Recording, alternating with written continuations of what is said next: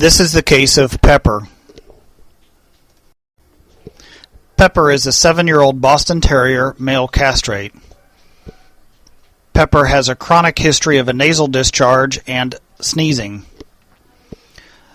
The working diagnosis is a chronic resistant upper respiratory infection that is no longer responsive to antibiotic therapy. On physical examination, no nasal discharge is seen at the present time, and there is good airflow from both nasal passages. All other aspects of the physical examination are normal. Our initial diagnostic plan is to obtain thoracic radiographs as well as perform a CT examination of the nasal passages and skull area.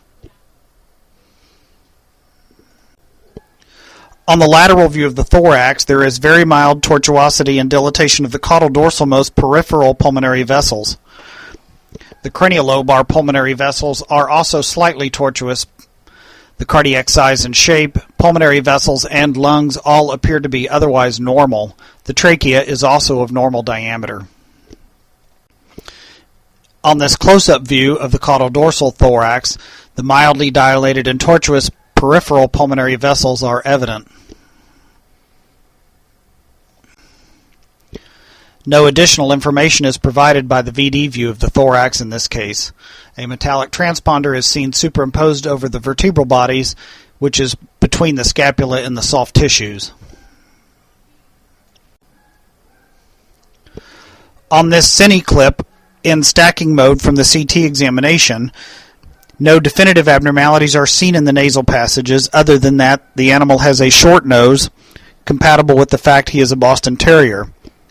There does appear to be a small amount of increased fluid opacity seen in the nasopharyngeal region.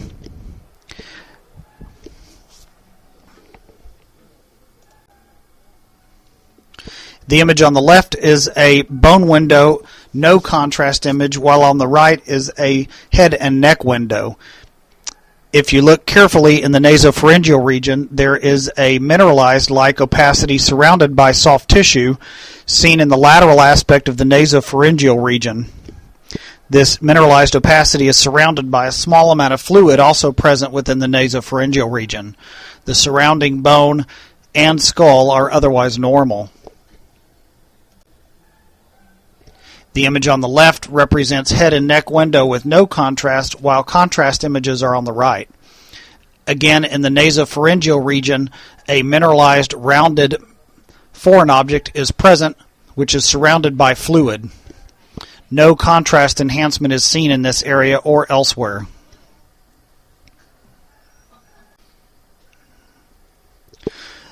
These are static images which clearly define a 6 mm diameter mineralized opacity within the nasopharyngeal region on the right side. A small amount of fluid is also present surrounding this mineralized opacity.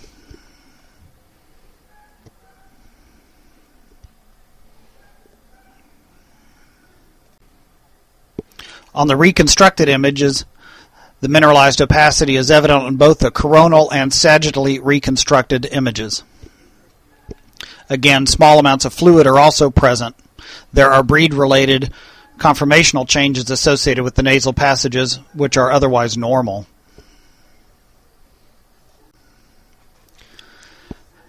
So our Röntgen diagnosis in this case was that no significant abnormalities are seen in the nasal passages themselves. However, there is mild fluid accumulation in the nasopharyngeal region, as well as a rounded, well-defined 6 to 7 mm diameter mineralized object within the right nasopharynx. No evidence of bony lysis is seen, and the remainder of the skull area is normal. Pepper then underwent endoscopic evaluation of the nasopharyngeal region, and a 7 mm rock was removed. The area was then flushed and cultured.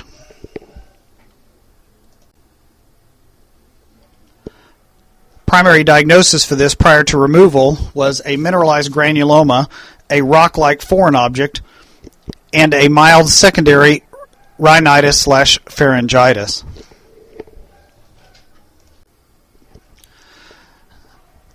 The rock foreign object was either inhaled or ingested and then lodged into the nasopharyngeal region. Obviously, without discovering the rock on the CT examination, followed by removal, continued antibiotic therapy would have been futile. Pepper recovered nicely after the 7mm rock was removed and was placed on 10 days of antibiotics. The owners were also instructed to keep Pepper away from smelling any more rocks.